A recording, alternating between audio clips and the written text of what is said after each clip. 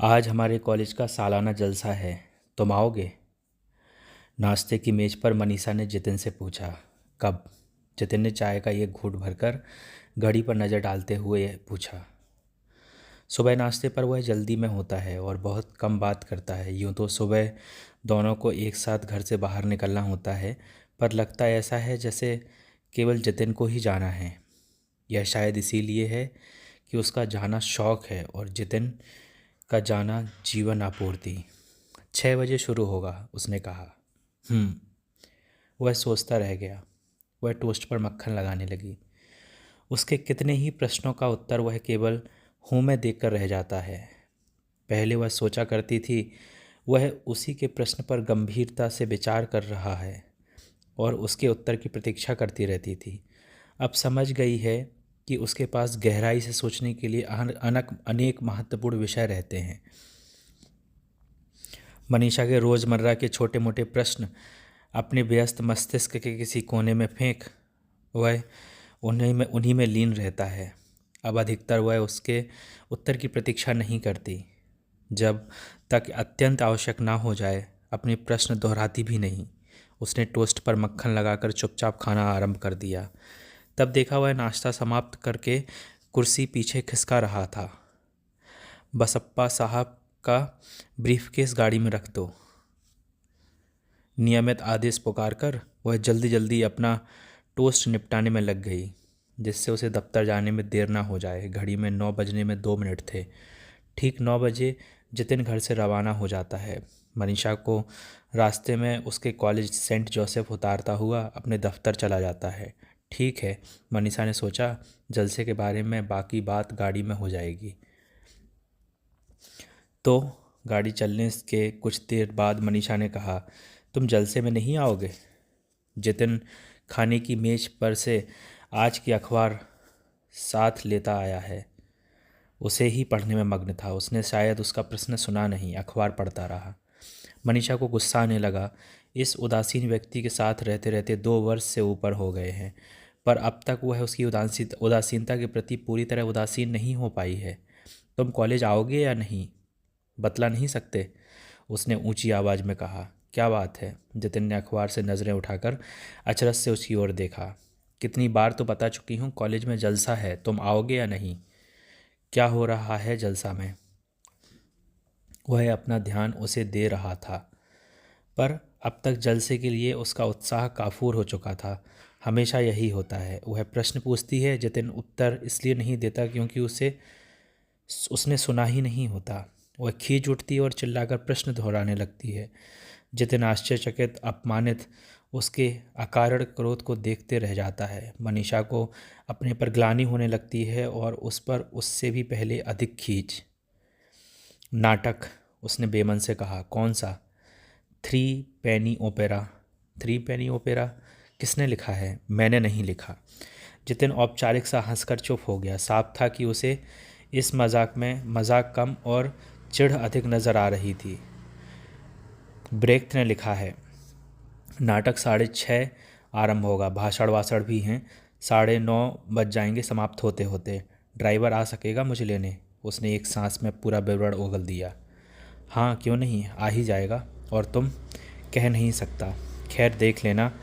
वैसे तो तुम बोर ही होगे। अच्छा, आज काम है तो काफ़ी, ड्राइवर भेज दूंगा। ठीक रहेगा। उसे लगा अगर वह आग्रह करके कहे तो वह अवश्य आ जाए, पर उसने कहा नहीं। इस उदासीन जीव को मनोहार करके मनाने का मन कभी नहीं होता। वह चुपचाप बैठी कार की खिड़की से बाहर देखती रही। जितिन दोबारा अखबार में लीन हो गया।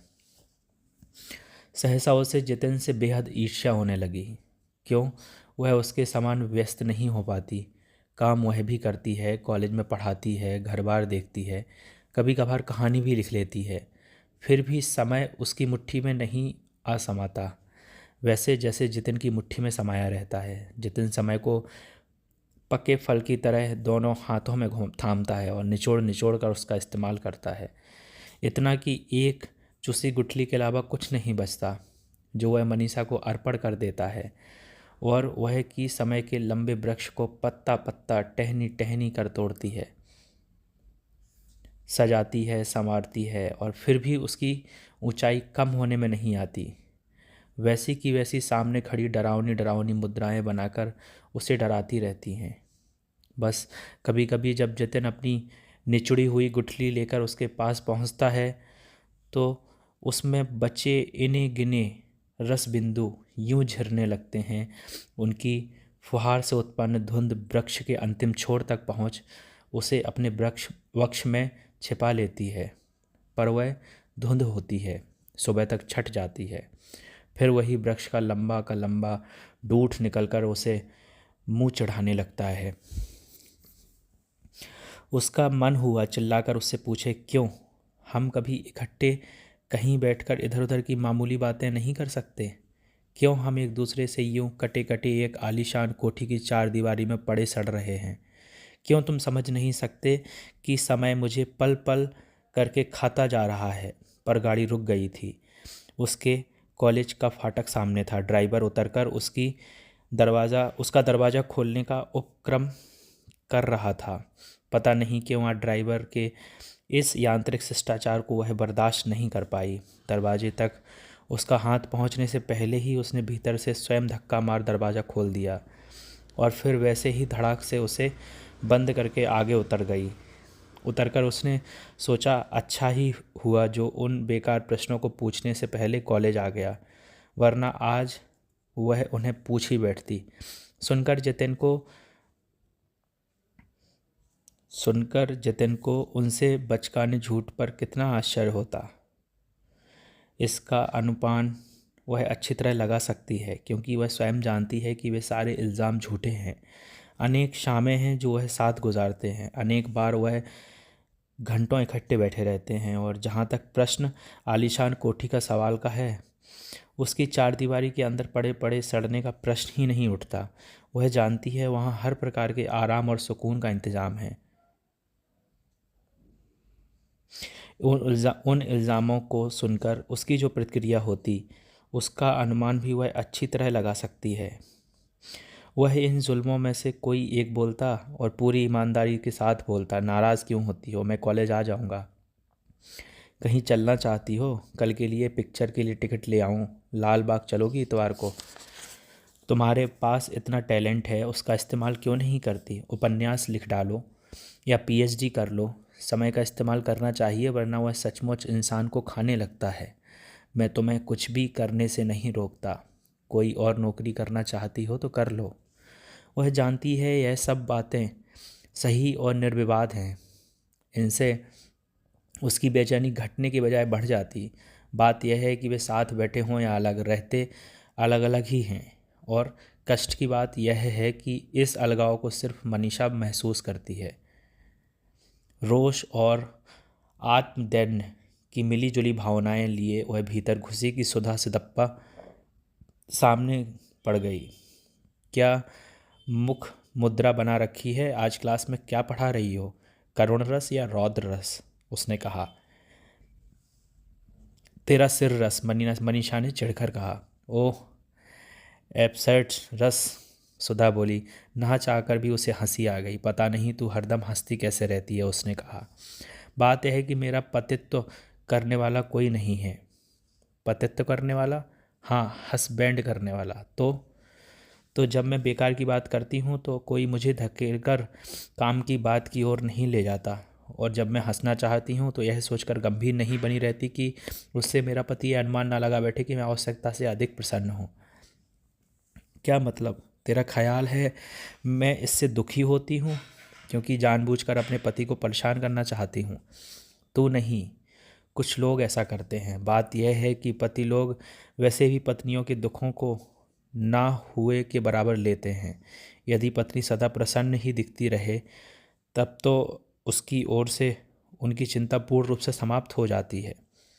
मनीषा का चेहरा फीका पड़ गया। सुधा उसका विश्लेषण कर रही थी और उसी के सामने छोड़, सुधा ने ही कहा, यह बतला संध्या को नाटक के लिए रुक रही है ना? हाँ। और पतिदेव आएंगे? नहीं। अच्छा है, तुझे एक रुचिकर व्यक्ति से मिलाना है। पतिदेव होते तो संभव है ईर्ष्या कर बैठते। जतिन और ईर्ष्या? मनीषा व्यंग से हंसी। जिस दिन वह ईर्ष्या करेंगे मिठाई बांटूंगी मैं। कहते ही मनीषा ने समझा कि हंसी हंसी में उसने स्वयं अपने रोग का निरूपण कर डाला है। यही तो उसका अभाव है। वह जतिन के लिए ईर्ष्या का विषय नहीं है। ना जाने कितने अमूल्य क्षण तो अब तक दिवस, सप्ताह और माह में पिरोए जा चुके हैं। मनीषा ने जतिन की प्रतीक्षा करते बता दिए थे, पर जतिन ने उसकी प्रतीक्षा में कभी एक क्षण भी नहीं खोया। वह जब भी घर आया है, मनीषा वहाँ पहले से मौजूद रही है। उसने जब भी मनीषा को चाहा है, वह उसे अविलंब मिल गई है। मन के जिन सूक्ष्म असंतुष्ट कोनों में वह उसे प्राप्त नहीं होती, वहाँ झांककर जतिन नहीं देखता। और बहुत काम है उसे, और वह बहुत महत्वशाली विषय है उसके पास सोचने, विचारने और विश्लेषण करने के लिए। पर आज जतिन को उसकी प्रतीक्षा करनी होगी। जब वह रात देर के घर पहुंचेगी तो वह पहले से वहाँ मौजूद रहेगा। शायद बेकरारी से उसका इंतज़ार कर रहा हो। गहराती रात के एकांत क्षणों में वह व्यस्त नहीं रहता, और तब उसकी मनीषा के लिए बेकरार हो उठना सहज संभव है। सोचते सोचते उसने महसूस किया कि सुधा की नज़रें उसके चेहरे के उतरते चढ़ते भावों का मनोयोग से अध्ययन कर रही हैं। अनजाने में उसने सत्य को मजाक का रूप दे डाला था, और इतनी फूहड़ता के साथ कि सुधा ने सहज ही सत्य को जा पकड़ा था। एक खिसियानी हंसी हंसकर उसने कहा, क्या सोच रही है? यही। सुधा भी हंस दी। कौन सी मिठाई मुझे अधिक रुचिकर लगती है, मैसूर पाक या गुलाब जामुन? बात टल गई। अच्छा यह बता, नाटक कैसा चल रहा है? मनीषा ने पूछा। बहुत अच्छा। जो नाटक करवा रहे हैं ना वे जानते हैं कि वे क्या करवा रहे हैं, और जो कर रहे हैं ना वे जानते कि वे क्या कर रहे हैं। वृत्त ने भी कुछ भी लिखाओ, हमसे क्या। जो नाटक हम कर रहे हैं वह हमारा अपना है, और हमारी तरह एब्सर्ड। बस हो गया लेक्चर शुरू। तू स्वयं ही देख लेना। मेरी कमेंट्री एक बार चल पड़ी तो फिर बंद नहीं होगी, सुधा ने कहा, और दोनों स्टाफ रूम में घुस गई। बंगलुरु के सेंट जोसेफ कॉलेज में सुधा सिदप्पा अंग्रेजी साहित्य पढ़ाती है और मनीषा राय हिंदी साहित्य। दोनों को कहानियाँ लिखने का शौक़ है। मनीषा को हिंदी में और सुधा को कन्नड़ में। एक दूसरे की कहानियाँ वह पढ़ नहीं पाती। एक दूसरे की भाषा वह जानती अवश्य हैं, पर बोलने भर तक। और उनकी कहानियों का अंग्रेजी अनुवाद अभी नहीं हुआ है। कुछ अपने इस एक जैसे शौक़ के कारण, कुछ एक दूसरे के विपरीत स्वभाव के कारण दोनों मित्र बन गई हैं। मनीषा अपने गंभीर क्षण अकेले काट सकती है, पर हंसने के लिए उसे साथी चाहिए। सुधा वह साथी है। सुधा को हंसने के लिए साथी चाहिए अवश्य। वह कोई भी हो सकता है। फाटक पर खड़ा चपरासी, बस में पास बैठा सहयात्री, सड़क पर खेलता नन्हा बच्चा, स्टाफ रूम की सबसे प्रौढ़ और गुरु गंभीर प्रोफेसर। सुधा जब हंसती है तो विषय भर चाहती है। अधिक से अधिक दर्शक, इतना साथ उसके लिए काफ़ी होता है। अपनी हंसी में दूसरे को शरीक होना वह आवश्यक नहीं समझती, पर यदि कोई हो जैसे मनीषा तो ऐतराज़ भी नहीं करती बल्कि पसंद ही करती है। फिर मनीषा की तबीयत में वह रोमानियत है जो व्यंग का विषय होते हुए भी उसे आकर्षक लगती है। मनीषा जानती है उसकी रोमानियत पर सुधा मन ही मन हंस लेती है, पर साथ ही यह भी जानती है कि उस हंसी में स्नेह है, दुर्भावना नहीं। वैसे ही जैसे उसकी रोमानियत सुधा को आकर्षित करती है, प्रभावित नहीं। सुधा की हंसी उसकी रोमानियत को लगाम लगाती है, कोड़ा नहीं। शाम का कार्यक्रम आरंभ हुआ तो हमेशा की तरह मनीषा और सुधा साथ साथ बैठीं। वह गोरे गोरे हजरत कौन है जानती हैं? एक नए चेहरे पर नज़र जाने पर मनीषा ने पूछा। वह नया आया है, अर्थशास्त्र विभाग में, दिल्ली से। उधार? उधार? प्रोफेसर को नगद या उधार भी होते हैं क्या? हाँ, दिल्ली विश्वविद्यालय से लोन पर हैं। ओह, मनीषा हंस पड़ी। अच्छा, तू क्या सदा अंग्रेजी में सोचकर फिर उसका अनुवाद हिंदी में सोचती है? नहीं, सुधा ने उत्तर दिया। कन्नड़ में सोचकर पहले अंग्रेजी में अनुवाद करती हूँ, फिर हिंदी में। क्लास में ऐसे ही अनुवाद कर करके पढ़ाती है, और क्या। 20वीं शताब्दी के मैसूर के कन्नड़ भाषियों को 19वीं शताब्दी के विलायत का अंग्रेजी साहित्य पढ़ाना एक अनुदून प्रसाहन ही तो है। ज़रा सोच तो सही, यदि ऑक्सफोर्ड के कुछ गोरे मूछदार प्रोफेसर यहाँ वहाँ राजस्थानी लोकगीत पढ़ाने लगे तो कैसा लगे। रैम लेक्समैन, डोनो बायना आदि। सुधा के गाए लोकगीत के अंग्रेजी उच्चारण पर मनीषा हंसते हंसते दोहरी हो गई। देखा, सुधा ने बीच में कहा, जब मेरे मुख से इतना हास्पद लग रहा है तो सूट बूट से लैस शुद्ध अंग्रेज के मुख से कैसा लगेगा। तू अंग्रेजी साहित्य तू पढ़ाती क्यों है। मनीषा ने हंसी रुकने पर पूछा। पैसे मिलते हैं। कुछ और पढ़ाएगी तब भी मिलेंगे। एक और एमए जो करना पड़ेगा। अंग्रेजी में किया क्यों। पिताजी ने पढ़ाया आरंभ से लेकर अंत तक एक सेंट जोसेफ स्कूल कॉलेज में। पढ़कर निकली तो अंग्रेजी के सिवा प्रत्येक विषय में जीरो थी, इसलिए कहाँ वहीं पढ़ानी पड़ी। अच्छा छोड़, तुझसे बहस करना तो बिजली के बल्ब को फूंक मारकर बुझाने के प्रयत्न के समान है। सुधा ने बुरा नहीं माना, खुलकर हंस दी, फिर बोली, बहस करनी है तो उस अर्थशास्त्र के प्रोफेसर से कर, काफ़ी रुचिकर मनुष्य है। अर्थशास्त्र का प्रोफेसर और रुचिकर बिल्कुल हो ही नहीं सकता। बोरियत में अर्थशास्त्रीय लोग व्यावसायिक लोगों से भी 2 डिग्री आगे होते हैं। ये नहीं है। मुख से नहीं लगता। मुख से तो सुंदर है। बस फिर मिस्टर नागपाल। सुधा ने आवाज़ देकर उसे बुला लिया। अपनी सखी का परिचय कराना चाहती हूँ, मनीषा राय, मधुकर नागपाल। नमस्ते। उसने अपनी काली पुतलियाँ ठीक उसके चेहरे पर जमा कर कहा। नमस्ते। मनीषा ने हाथ जोड़ दिए। कुर्सी खाली हो तो बैठ जाऊं? उसने पास की कुर्सी की ओर इशारा करके कहा और मनीषा के उत्तर देने से पहले ही उस पर बैठ गया। मनीषा कह रही थी, अर्थशास्त्र का प्रोफेसर रुचिकर हो ही नहीं सकता। सुधा ने कहा, मैंने आपको इस बात का खंडन करने को बुलाया है। आपको अर्थशास्त्र में रुचि है या सिर्फ अर्थशास्त्र के प्रोफेसरों में? मधुकर ने संजीदगी के साथ पूछा।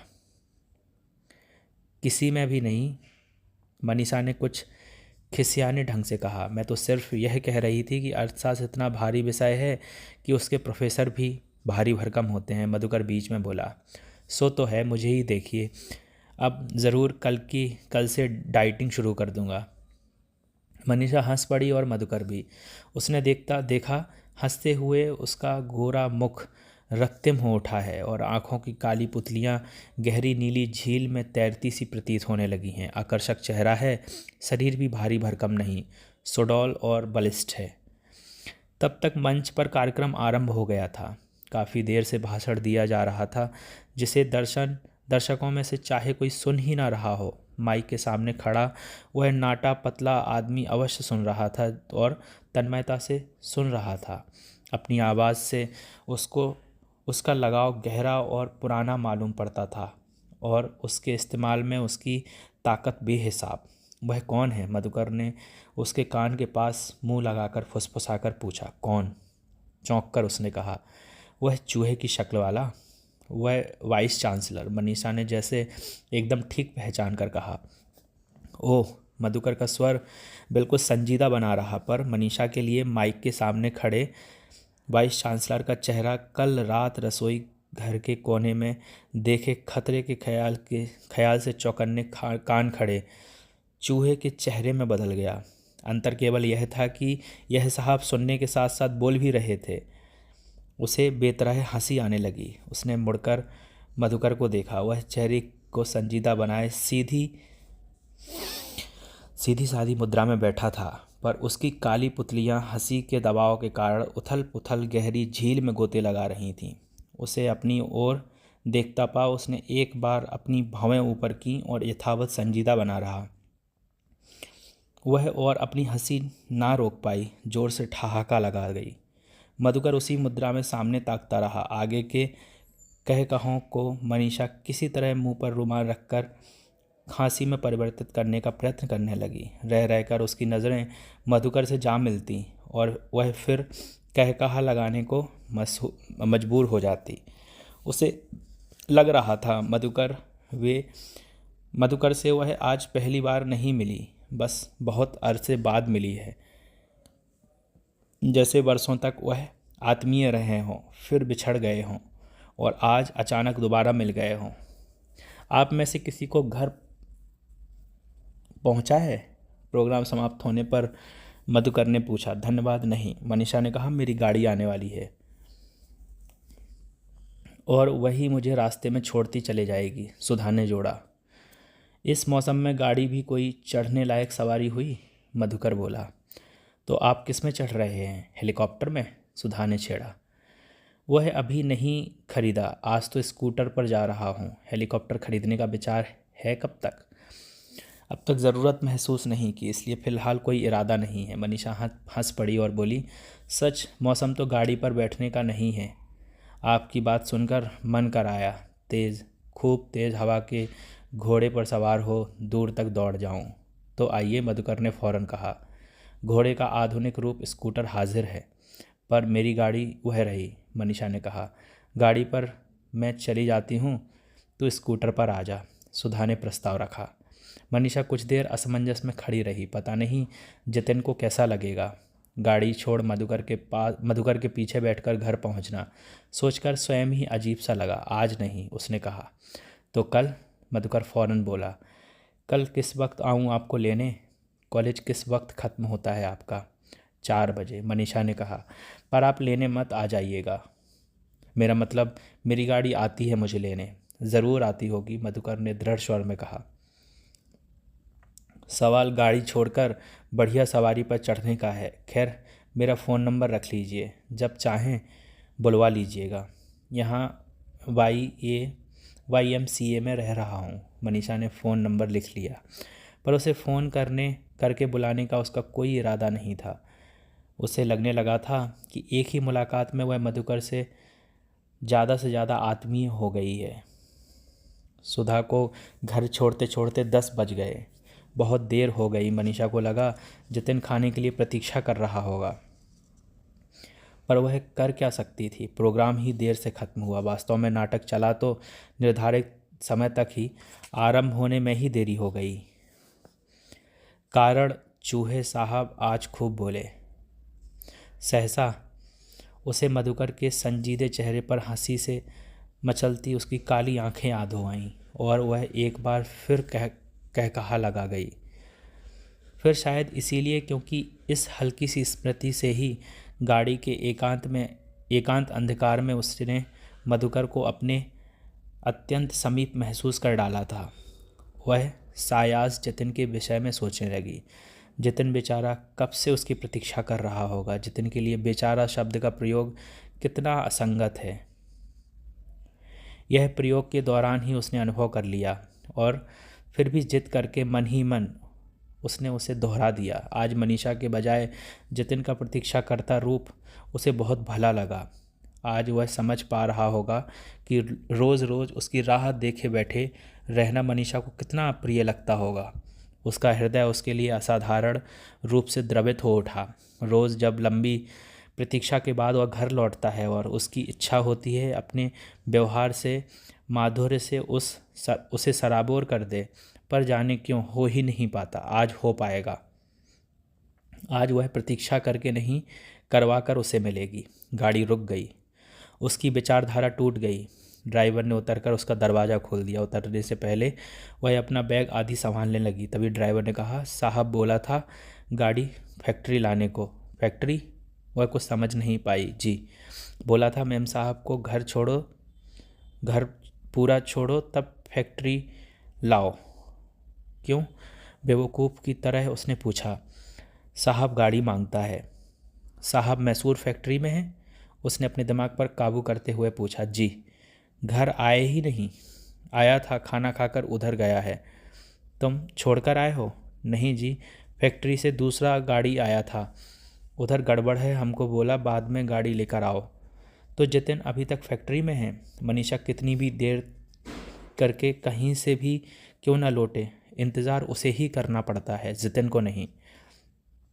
उसे याद है एक बार फैक्ट्री को लेकर उससे शिकायत करने की कोशिश की थी। लाड़ भरे स्वर में उसने कहा था, तुम्हारे लिए फैक्ट्री ही सब कुछ है, क्यों इतना सिर खपाते हो उसमें, क्या मिलता है तुम्हें? उसने सोचा था वह कहेगा पैसा, और तब तक वह कह सकेगी उन्हें इतना पैसा नहीं चाहिए, वह कम में गुजारा कर सकते हैं। पर उसने वह नहीं कहा था। निहायत ठंडे स्वर में कहा था, तुम लोगों को लिखने पढ़ने के लिए कागज़ तो चाहिए, पर उसे बनाने के लिए मेहनत गंवारा नहीं। क्या मतलब? उसने तिलमिलाकर कहा था। कागज़ की कमी होने पर तुम बुद्धिजीवी हो, बुद्धिजीवी ही सबसे पहले शोर मचाओगे। पर कभी सोचते हो यह तुम्हें मिलता तभी है जब इसे कोई बनाता है। तुम क्या अकेले कागज़ बनाने वाले हो? नहीं, पर बनाने वालों में से एक हूँ। तुम तो ऐसे कह रहे हो जैसे हिंदुस्तान के सारे बुद्धिजीवी तुम्हारे भरोसे ही रह रहे हैं। उसने हंसने का प्रयत्न करते हुए कहा था, पर जितिन ने साथ नहीं दिया था। उसी ठंडे स्वर में कहा था, सब नहीं कुछ। जाहिर था उसके लिए एक बात एकदम तर्क संगत थी। उसमें आरोप आपेक्ष या लाड़ दुलार जैसी बेमानी भावों का दखल नहीं था। पर यह सब बहुत पहले की बात है, विवाह के कुछ महीने बाद की। तब तक उसने अपने और जितिन के बीच खाम ख्याली के रूमानी छड़ लाने की कोशिश छोड़ी नहीं थी। लेके जाऊं मैम साहब, ड्राइवर ने कहा तो उसे ख्याल आया कि वह अभी तक गाड़ी में ही बैठी है। हाँ हाँ जाओ, कहकर वह जल्दी से नीचे उतर आई। अकेले घर में अंधेरे में ढूंढ ढूंढ कर बत्ती जलाने और अकेले पका परोसकर खाने जैसे कष्टकर काम उसे नहीं करने पड़े। उन सब के लिए बसप्पा जैसा सुघड़ नौकर उसके पास है। बैठक में बत्ती जली हुई थी। खाने की मेज पर प्लेटें लगी हुई थीं। गरम रोटी सेंक कर देने के लिए बसप्पा इंतज़ार कर रहा था। और यह बात और थी कि उसे खाना खाने से इनकार कर दिया और सीधी बेडरूम में चली गई। बेडरूम में भी सुख की नींद सोने के लिए माहौल हर तरह से उपयुक्त था। 20 वाट का अकेला बल्ब हल्की रोशनी फैलाए हुए था और बीच में बिछा चौड़ा पलंग तरतीब से तैयार हुआ पड़ा था। यह बात और थी कि कपड़े बदलकर बिस्तर पर लेट जाने के बावजूद उसे नींद नहीं आई। यहाँ तक कि जब रात 12 बजे जितिन फैक्ट्री से लौटकर कमरे में दाखिल हुआ तब भी वह जग रही थी। उसने उसके भीतर आने पर एक नज़र उसके चेहरे पर डालते ही वह समझ गई कि वह बेहद थका हुआ है। सोई नहीं, उसने उत्तर की अपेक्षा किए बगैर कहा और बिस्तर पर लेट गया। जिस व्यस्तता से सुबह वह ईर्ष्या कर रही थी उसी पर अब उसे दया हो आई। आखिर क्यों इस तरह लगता है जितिन? जीवन उपहार स्वरूप मिले समय के लिए क्षण का जैसे पसीने की बूंद से अधिक महत्व ना हो। इतना सब करके क्या पाता है वह? शांति, सुख, पर प्यार, साहचर्य, हंसी, इनका कोई महत्व नहीं है। उसका मन हुआ जितिन के कुछ ऐसे मधुर, ऐसे स्नेही, ऐसे संवेदनशील शब्द कहे कि उसकी तमाम थकान दूर हो जाए। सोच सोचकर वह शब्द खोजती रही पर मिले नहीं। अपने स्वर में अतिशय प्यार घोलकर उसने सिर्फ इतना कहा, कपड़े नहीं बदलोगे? पर उसका भी कोई उत्तर नहीं मिला। जितिन तब तक सो चुका था।